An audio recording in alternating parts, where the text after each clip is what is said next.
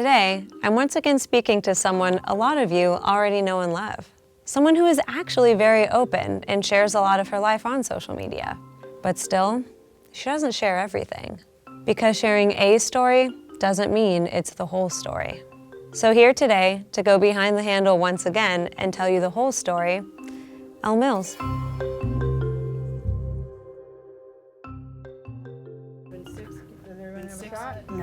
How about that? There we go. All right. Thank you. Perfect.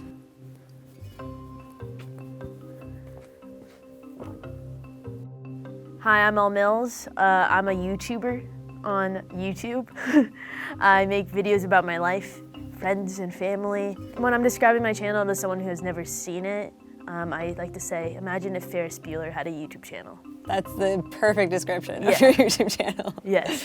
I've got around 1.6 mil on YouTube. That's my most prominent social media platform. I do dabble on Twitter and Instagram and Facebook and all of the other ones. My online presence is a optimistic personality that likes to do crazy things. I've always loved making videos growing up, and being a YouTuber is always like the dream for me. So I've always had channels and I kept on making videos. No one really watched them. I was about to go into college for business and something snapped within me and I was like, okay, I'm gonna become a YouTuber. So I posted every week and eventually things started snowballing and videos started getting attention and it just worked out in my favor. And it wasn't until I kind of found my own voice is when I think I made a name for myself. I've noticed that a lot of people have like applauded me for being really truthful and not really caring. I do just kind of talk about stuff that a lot of people don't really want to talk about. My videos are very therapeutic for me and it's a way for me to collect my thoughts. It's kind of like a little journal and it's also my way of communicating to a lot of people in my life. So like with my coming out video, that was my way of coming out to like a majority of people in my actual life. With my Burnt Out at 19 video where I talk about my breakdown and my anxiety, that was my way of explaining to the people in my life what was actually going on because no one really knew. Do you think that what we're about to talk about would surprise anyone? So if you've seen my video on my weight loss, then you know part of the story, but I'm here to tell you the things you didn't know about the story. I want to talk about it now because it was something that I needed to be addressed because it was evident through videos. If my story can resonate with someone and help them, that's just kind of a bonus. I tried to be a bit vague about it in the video just because I wanted to make sure no one would follow my footsteps. Because if I was very specific, then someone would be able to follow step by step. I also wanted people to know the severity and how far I took it. So it was just finding that balance. And so there's certain stuff that I kind of kept out and that wasn't needed for the story to be told. Growing up in regards to body image, it's hard for me to think because I just never thought about it. Elementary, like I went to school with uniforms, so I didn't think about that. And then when I moved to Canada, because I lived in Hong Kong at the time, that's when I went to middle school. And that's when I first started feeling weird stuff about body image. You know, I was wearing like SpongeBob t-shirts and sweatpants and like I started to gain weight. But as soon as everyone became friends with me, no one talked about it or bullied me about what I looked like. So throughout middle school and high school, I kind of just didn't care what I looked like. I wore sweatpants, I wore Coke shirts, I just did whatever I wanted. I was very happy with how I looked and who I was. It only really started to bother me around my senior year of high school. And that's when I kind of started doing YouTube stuff more. Also like when dating gets into the picture, I was uncomfortable with it because I just didn't think anyone would like me because of what I looked like. It only escalated more once people started watching me and you know how comments can get. People are pretty ruthless in the comments. Last semester of high school, that's the first time I did a diet. We were sitting at a table with my friends, I remember, and we were talking about prom. I'm like, I could get fit for prom, and they were like, no, you can't. And I'm like, yeah, I can, I'll do it. And so it started off good. It started off with cutting out all pop, cutting out junk food, and I was eating like a turkey sandwich, water, a salad, salmon and veggies. The weight was coming off, but as soon as it started to plateau, as that happened, that's when I was like, oh no, I need to start eating less. So I started cutting meals, started only eating dinner. I cut out carbs, so just no bread. I think it got to the point where I only ate fruit at dinner. I lost 30 pounds in 90 days. Everyone thought I was like so pretty because I was also wearing makeup and a dress, and people were just gassing me up. You've lost so much weight, you look so good. I blame no one but myself for that because I was using that to fuel something unhealthy. Those people thought I did it healthily because that's what I led them to believe. And so everyone was being really nice about it and complimenting me. And how would it make you feel when you were getting those compliments, even though you knew how you really dieted? There's always guilt, and I feel extra guilt when someone who did it the right way was standing right beside me. That's when it really affected my mental health. By the time I was in college, 3 to 4 months later, I had all that weight back.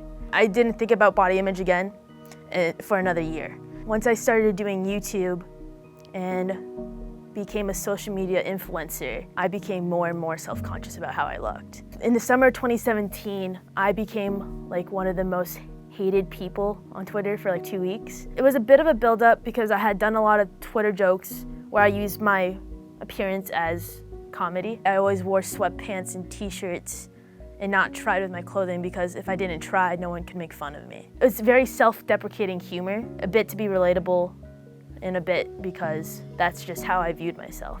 I saw myself as a joke. It was this tweet where I crashed to prom in my pajamas. There's a photo of me stuffing my face with chips in the back of these girls who were dressed up nice for prom while I'm in my PJs. And people didn't really like that. And there would be like hate tweets about me that had 200,000 likes. That's when everything kind of like went to shit. Yeah. I think that was the first time I had truly ever been really, really sad. I was a really happy kid and teenager. It was just like going from 0 to 100 in one night and having like the worst things said about you and it being a trend and funny to make fun of my appearance.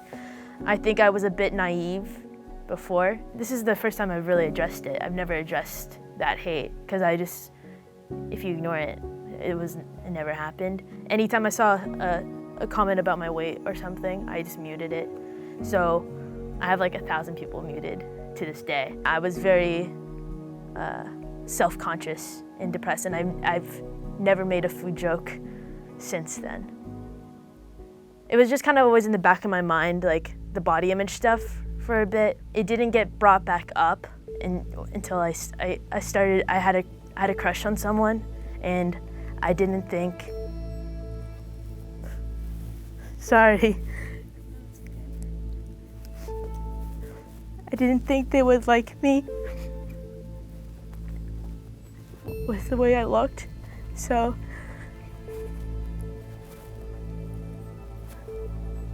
I haven't told anyone this. The first time I started not eating again, I liked this girl. It wasn't reciprocated. And part of me thought maybe, just maybe, if I was skinny, they might like me. So that's what I did. It was going back and forth because I would do the extremes of not eating for like 2 to 3 weeks. And then obviously because you need food to survive, I would binge and I would gain that weight back. And then I would hate myself. And then I'd go the extreme. I would work around it. Every time I saw her, I would not eat so that when she saw me, maybe she'd be like, oh, Elle looks really good now. Then it became not about that. It just became, it was a pattern that I was stuck in. When I started maybe around the 30-pound weight loss mark, people were like, is it just me? Or is Elle Mills kind of hot? Or is Elle Mills kind of cute? Or is Elle Mills kind of attractive? Or it's like everyone's kind of questioning it. I was like, oh shit, maybe if I keep going, it would be certain, like I don't know. So it just kind of fueled that determination in me to keep losing more and more weight, faster and faster, particularly because there are events that I go to, like meet and greets and stuff. So I always have these goals. 2 weeks before, I would not eat for 2 weeks because by the time I get there, I would have lost an extreme amount of weight. And every time I binge ate, I would post a photo of me from back when I was at my skinniest and use those tweets and comments of people, gassing me up to fuel my determination again and go another 2 to 3 weeks. Did anyone catch on to it at that point? And there was a lot of debate in the comments where people were like, Elle's just getting into shape, Elle's just eating healthy and going to the gym, and other people were like, she's losing an extreme amount of weight really fast. That's not healthy. And there's a lot of talk because of how open I've been about my burnout. People were concerned that that was an effect as well. Got a lot of DMs. My family noticed right away. They would make comments, did you not eat dinner? And I go, no, I did. I was just out. My mom would be like, Elle, you look really, really skinny. And I go, well, I've been working out, so I would hope so. And she'd go, you look too skinny. My brother's the only one has confronted me about it. He says, the family knows you're not eating. The family's really concerned. It would make my heart race. I was very defensive, like, no, I'm eating. I would get mad at them. And I would just go in my room.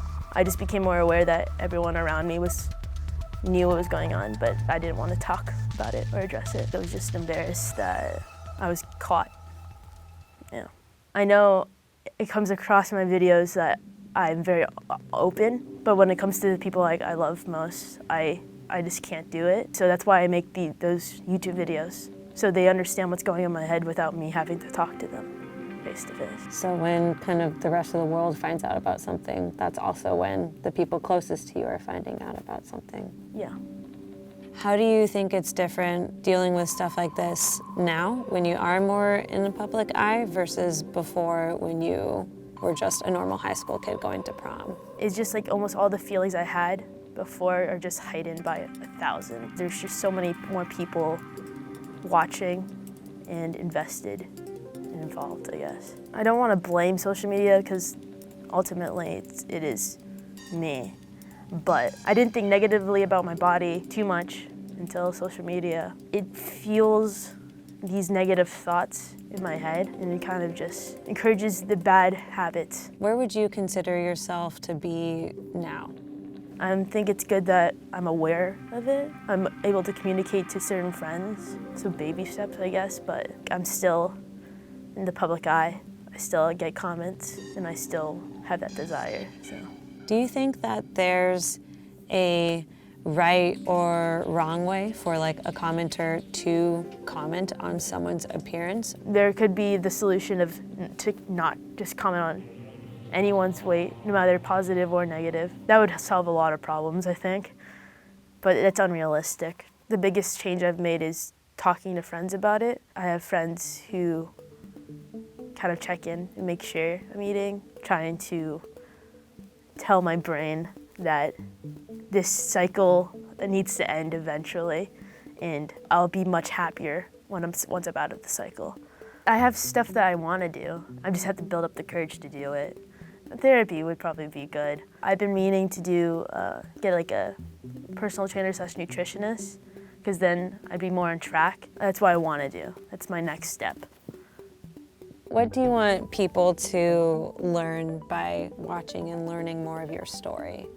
I hope that they don't follow in my footsteps. I hope that they just learn from my mistakes, if you will. If someone is just, maybe they have someone in their life who's going through this, they're able to see the signs maybe, and like understand what's going on in the mind of someone who is going through this. I just hope it does somehow prevent someone from doing this, or stop someone from their own cycle. I do recommend just talking to a professional, because they'll be much better at helping you than I will. Is there anything that you would want to say to young little high school Elle before getting ready for the prom? Take your time. There's no race. It'll be much worth it to do it the healthy way. You could get many pricks and dresses. I feel like if I told a young Elle this, she would slap me in the face. But like, you're beautiful no matter what, Elle. Young Elle wouldn't believe me, I'm too stubborn. So now you know all this about me, and hopefully my experience can help you.